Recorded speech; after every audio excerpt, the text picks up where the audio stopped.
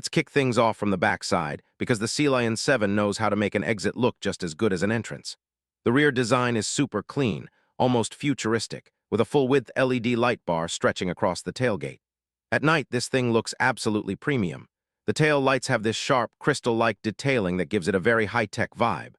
Right in the center, the BYD branding stands bold, reminding you this is not just another EV, it's a statement. The spoiler is neatly integrated, not overdone, and the lower bumper carries a sporty diffuser-style finish. It's subtle, but it gives the SUV just enough attitude. And here's something to think about. Do you prefer aggressive SUV designs or clean and futuristic like this? Now moving over to the left side, this is where the Sealion 7 really starts showing off its personality. That long, flowing shoulder line runs smoothly from front to back, giving it a premium stance you'd normally expect from something like an Audi Q4 e-tron. The flush door handles sit perfectly into the body, improving aerodynamics while keeping the design sleek. And that floating roof effect, thanks to the blacked-out pillars, adds a modern, almost concept car look. The alloy wheels. Big, aerodynamic, and depending on the variant, they can look either efficiency-focused or fully sporty. This isn't one of those EVs with fake vents and unnecessary drama. It's clean, sharp, and confident. Quick question. Would you pick this over the Ioniq 5 just based on design alone? Now let's walk around to the right side, and this is an angle most people ignore, but not here on Drive Zone Meter. From this side, you really notice how well-proportioned this SUV is.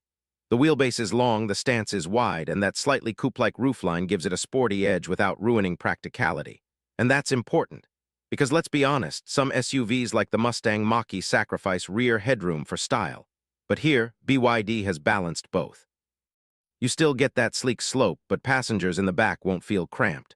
The lower body cladding adds just the right amount of SUV ruggedness, and thanks to its EV platform, the underbody is completely flat, improving efficiency and giving it a cleaner profile.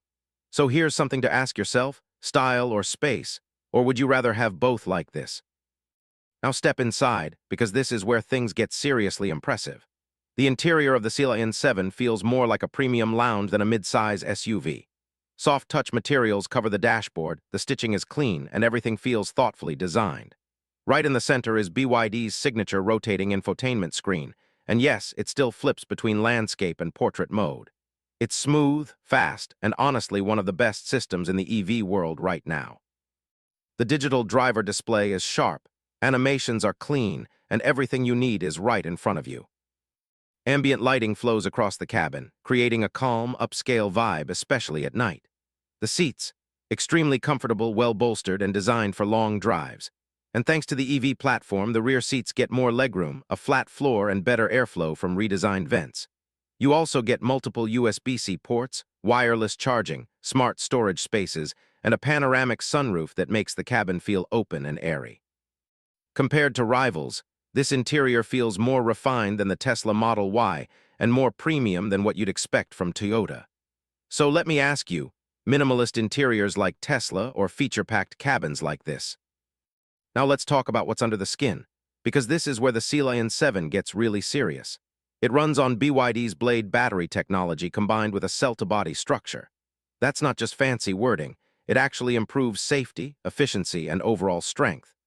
Higher trims come with a battery pack in the high 80 to low 90 kWh range, delivering close to 500 km of range. That's around 300 miles in real-world conditions, which is solid for a vehicle of this size. Performance depends on the version you choose. The rear-wheel drive model focuses on smoothness and efficiency, perfect for daily driving. But if you go for the dual-motor all-wheel drive version, things get exciting. We're talking nearly 390 kW of power and around 690 Nm of torque. That's enough to push this SUV from 0 to 100 km/h in the mid-4-second range. Yes, an SUV doing that. So here's a fun one. Would you actually use that kind of speed in an SUV, or is it just a bonus? Charging is another strong point. With fast DC charging, you can go from 10% to 80% in about 25 minutes under ideal conditions. Plus, improved thermal management means consistent charging speeds without overheating issues. Add in regenerative braking and smart energy management, and you get a very smooth EV experience overall. Now let's talk about the part everyone's waiting for, the price. And this is where BYD really flips the game. The Sealion 7 is expected to come in significantly cheaper than the Tesla Model Y long range, undercut the Hyundai Ioniq 5 AWD, and even make the Volkswagen feel overpriced. And when you look at what you're getting, premium interior, long range, strong performance, advanced tech, it almost feels too good to be true. You're basically getting near luxury features without paying luxury money. So the big question, would you switch from a big-name brand to BYD if the value is this strong? So, final verdict. The 2026 BYD Sealion 7 is just another electric SUV. It's a serious shift in the segment. It combines sleek design, a comfortable and premium interior, strong performance options, impressive range, and advanced battery technology. It's practical enough for families, stylish enough to turn heads, and smart enough for tech lovers. This is the kind of car that makes other brands nervous, and honestly, it should. If you're planning to buy an EV this year, this SUV deserves your attention. No question about it. If you enjoyed this review, make sure to hit that like button, drop your thoughts in the comments. I really want to hear what you think about this one. And don't forget to subscribe to Drive Zone Meter for more deep, real-world car reviews just like this. I'll see you in the next one.